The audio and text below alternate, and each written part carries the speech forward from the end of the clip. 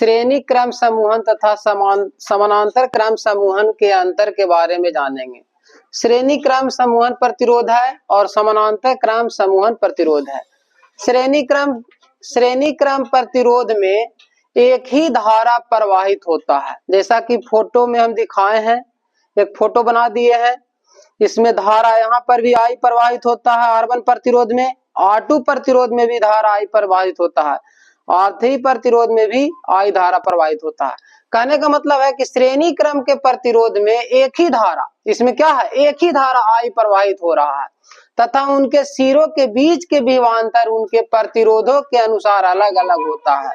कहने का मतलब है कि जो प्रतिरोध है इसमें A और B है, उसमें R1 प्रतिरोध में हमारा क्या होता है, विभवांतर अलग अलग होता है। जैसा कि हम प्रूव करके दिखाए थे पिछला वीडियो में, VA माइनस VB बराबर होता है IR1 होता है और VB माइनस VC बराबर क्या होता है, IR2 होता है। इस कहने का मतलब है कि सभी प्रतिरोधों में विभवांतर श्रेणी क्रम में अलग अलग होता है और समानांतर क्रम में जो होता है विभवांतर समान होता है। इसमें भाषा में लिखा हुआ है विभवांतर, देखिए V जो है हमारा सभी प्रतिरोधों में क्या है, समान है। समानांतर क्रम के प्रतिरोधों में धारा का मान भिन्न भिन्न होता है। यहाँ पर देखिए धारा बट गया है, I1 हो, यहाँ से धारा आया लेकिन तीन तरफ धारा बट गया, I1 हो गया, इधर I2 हो गया, I3 हो गया। पिछला वीडियो में बताए थे कि करहा है, इधर से पानी आ रहा है, तीन करहा में पानी जा रहा है यहाँ से, उसी प्रकार से धारा है तो उसी तीन तरफ धारा जा रहा है, इधर भी जा रहा है, इधर भी जा रहा है, इधर भी जा रहा है।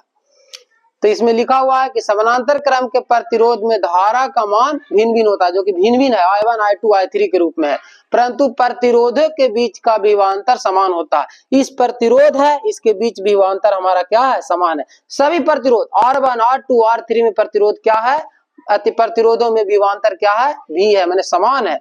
लेकिन श्रेणी क्रम में जो हमारा है प्रतिरोध सब में अलग सभी प्रतिरोधों में R1 प्रतिरोध में विभवांतर VA माइनस VB दिखाया गया है, R2 प्रतिरोध में VB माइनस VC दिखाया गया है और R3 प्रतिरोध में VC माइनस VD विभवांतर दिखाया गया है। कहने का मतलब है श्रेणी क्रम में विभवांतर मेरा क्या होता है, अलग होता है और समानांतर क्रम में विभवांतर समान होता है। इसमें धारा अलग होता है समानांतर क्रम में, लेकिन श्रेणी क्रम में हमारा धारा समान होता है। श्रेणी क्रम के प्रतिरोधों, दूसरा पॉइंट है, श्रेणी क्रम के प्रतिरोधों में परिपथ को हटा देने पर बचे हुए प्रतिरोध में धारा का मान शून्य हो जाता है।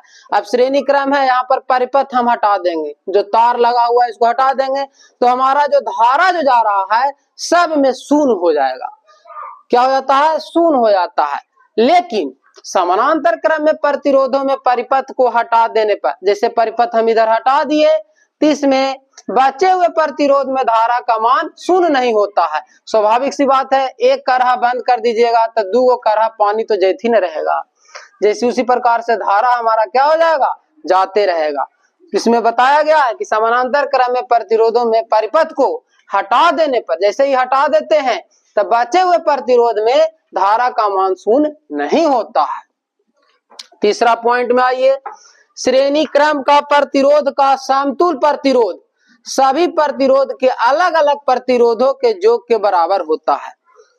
अलग अलग प्रतिरोध के क्या होता है, बराबर होता है।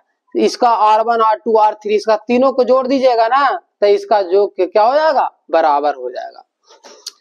लेकिन समानांतर क्रम में प्रतिरोधों का समतुल प्रतिरोध व्यक्तुक्रम, मैंने कहने का मतलब तीनों प्रतिरोध है, इसको क्या करिएगा, उल्टा कर दीजिएगा तो योग के सही पर जो के अलग अलग प्रतिरोधों का योग के बराबर होता है। इसमें व्यक्तुक्रम हो जाता है 1/R1 1/R2 1/R3 होता है। चौथा पॉइंट है इसमें कि समतुल प्रतिरोध का मान प्रत्येक प्रतिरोध के मान से कम होता है। इसको जब तीनों को जोड़िएगा तो इसके मान से क्या हो जाएगा, कम हो जाएगा। लेकिन श्रेणी क्रम में समतुल प्रतिरोध का मान प्रतिरोध के मान से अधिक होता है। ये तीनों को जब जोड़िएगा तो इसका मान क्या हो जाएगा, सबसे अधिक हो जाएगा।